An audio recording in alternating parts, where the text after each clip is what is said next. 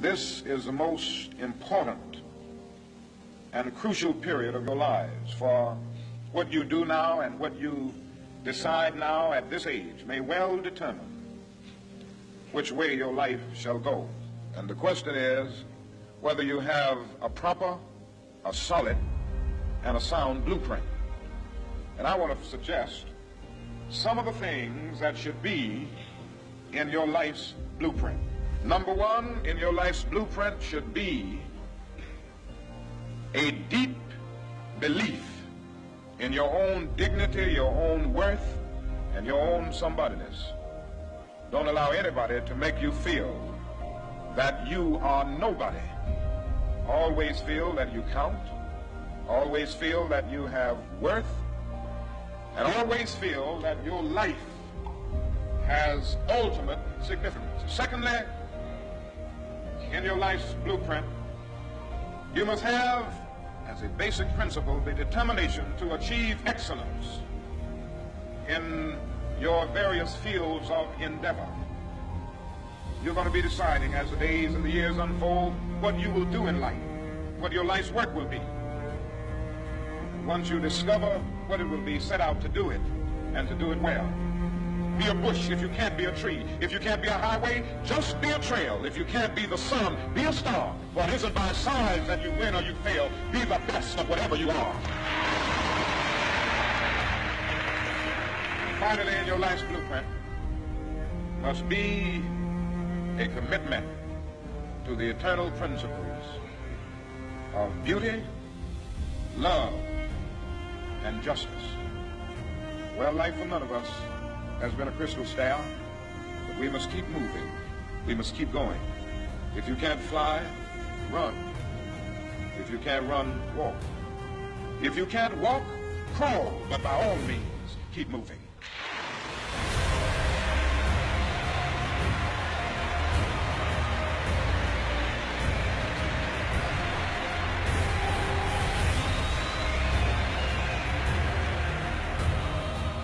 Take a drink with your friends, and somebody says, yeah, we should go skydiving tomorrow. And you go, yeah, we'll go skydiving tomorrow. Yeah, yeah. And you go, yeah. And everybody goes, yeah. So then that night you're laying in your bed and you just keep, and you're terrified. You keep imagining over and over again jumping out of an airplane, and you can't figure out why you would do that. And you're laying there and you have the worst night's sleep of your life. You wake up the next day and you go, down and you say where you were going to meet, and everybody's there. So you get in the van and you don't know that your friends had the same night that you had, because they're pretending like they didn't. They're like, yeah, man, my uncle's a Navy SEAL, and this is going to be great. I've been looking forward to this. And you're like, oh my God, oh my God. And your stomach is terrible. You can't eat and everything, but you don't want to be the only punk who doesn't jump out of this airplane. So you get there, and then you have this safety brief, and you're standing there, and the guys will tell you, well, if the chute doesn't open, what's going to happen is you're doing, well, why the hell, what could happen? So you fly, and you go up, you go up, you go up, you go up to 14,000 feet, and you notice there's a light. It's red, and it's yellow and green, right? So right now the light's red. So then you start thinking at some point the light's going to go green, but you don't know what's going to happen, right? And you wait, and it goes yellow, and the light goes green, and somebody opens the door, and in that moment you realize you've never been in a freaking airplane with the door open. And you go, and the guy walks you up to the end of the thing, and you're standing and your toes are on the edge, and you're looking out down to death. And they say, on three, and they say, 1, 2, and he pushes you on 2 because people grab on 3, and you go,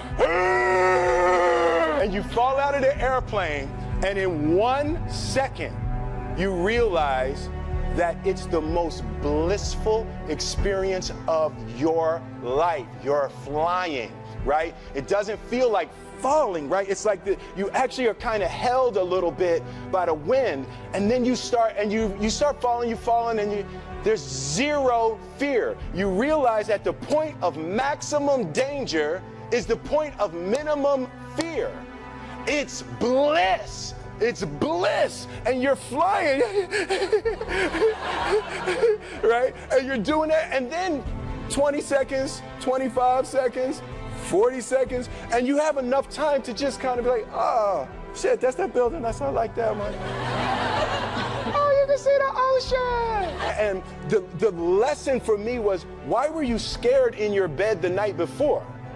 What do you need that fear for? Why are you scared in your bed 16 hours before you jump? Why are you scared in the car? Why could you not enjoy breakfast? What did you need that? The fear is fear of what? You're nowhere even near the airplane. Everything up to the stepping out, there's actually no reason to be scared. It only just ruins your day. You don't have to jump.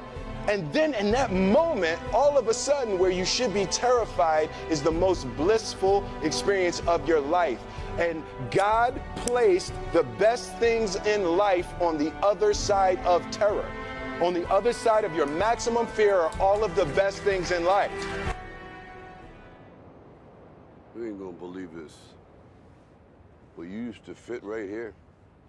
I'd hold you up and say to your mother, this kid's gonna be the best kid in the world. This kid's gonna be somebody better than anybody ever knew. And you grew up good and wonderful. It was great just watching you every day. Was like a privilege. Then the time come for you to be your own man and take on the world, and you did. But somewhere along the line, you changed. You stopped being you.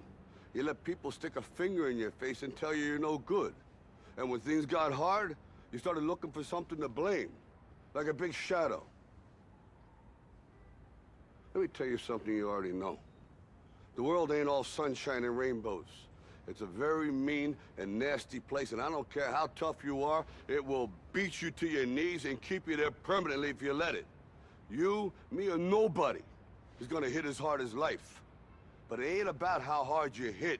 It's about how hard you can get hit and keep moving forward. How much you can take and keep moving forward. That's how winning is done. Now, if you know what you're worth, now go out and get what you're worth. But you gotta be willing to take the hits and not pointing fingers saying you ain't where you wanna be because of him or her or anybody. Cowards do that, and that ain't you. You're better than that.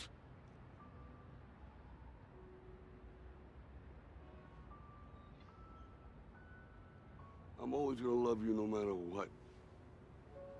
No matter what happens. You're my son, you're my blood. You're the best thing in my life. But until you start believing in yourself, you ain't gonna have a life.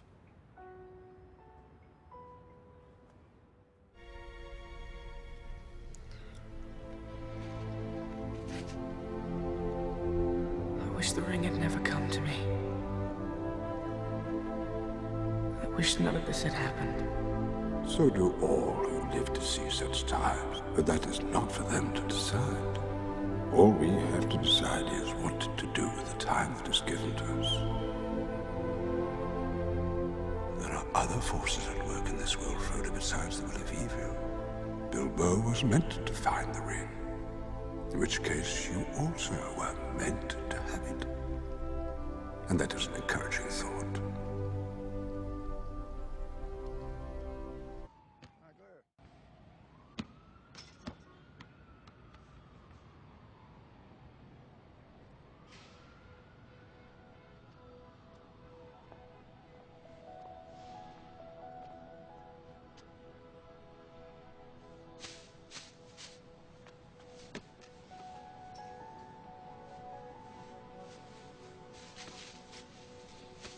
Hey. Don't ever let somebody tell you you can't do something. Not even me. All right? All right. You got a dream, you got to protect it. People can't do something themselves. They want to tell you you can't do it.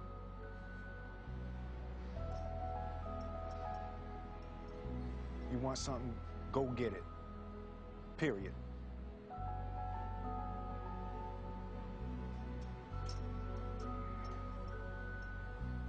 Let's go.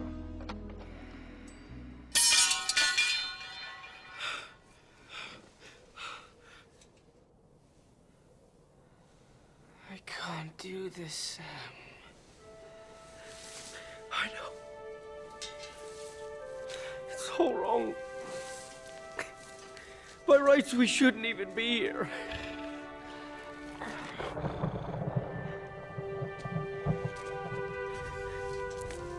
But we are.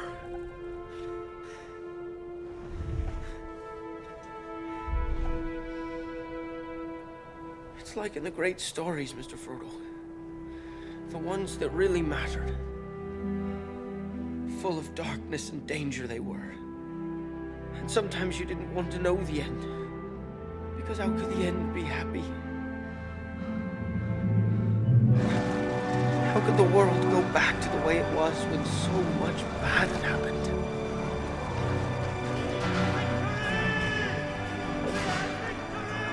But in the end, it's only a passing thing. This shadow. Even darkness must pass. A new day will come. And when the sun shines, it'll shine out the clearer. Those were the stories that stayed with you. That meant something. Even if you were too small to understand why. But I think, Mr. Frodo, I do understand. I know now. Folk in those stories had lots of chances of turning back, only they didn't. They kept going. Because they were holding on to something. What are we holding on to, Sam?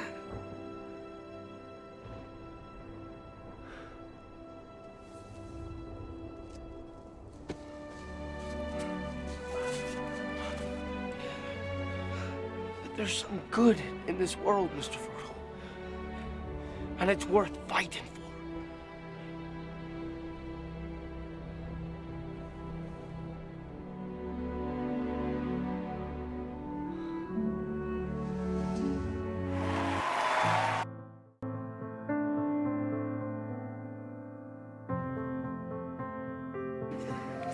I am particularly proud and happy about the young filmmakers, actors, singers, writers, producers that are coming up behind my generation. In particular, Barry Jenkins. Young people understand this young man made 10, 15, 20 short films before he got the opportunity to make Moonlight. So never give up. Without commitment, you'll never start.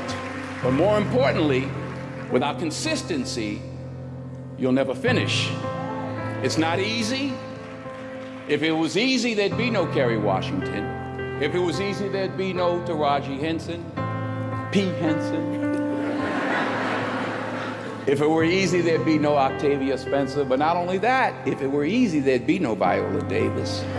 If it were easy, there'd be no Michael T. Williamson, no Stephen McKinley Henderson, no Russell Hornsby. If it were easy, there'd be no Denzel Washington. So, keep working, keep striving, never give up, fall down 7 times, get up 8.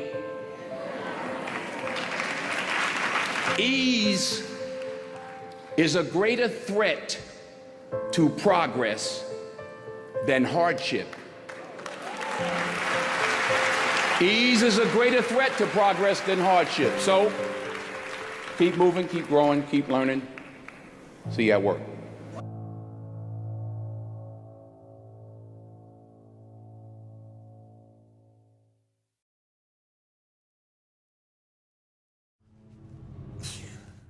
You've lost, old man.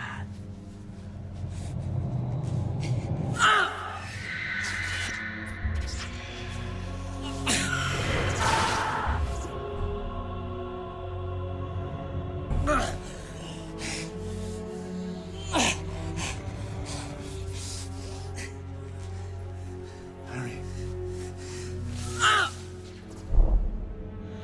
So weak.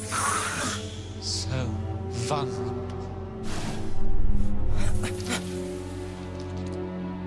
Look at me. Harry, it isn't how you are like. It's how you are not.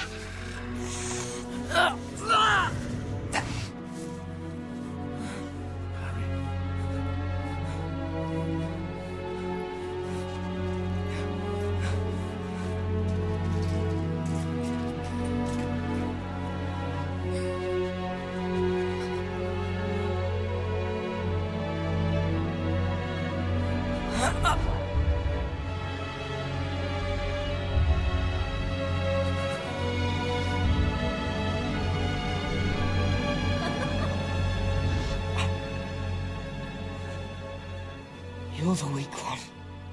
And you'll never know love. Or friendship. And I feel sorry for you.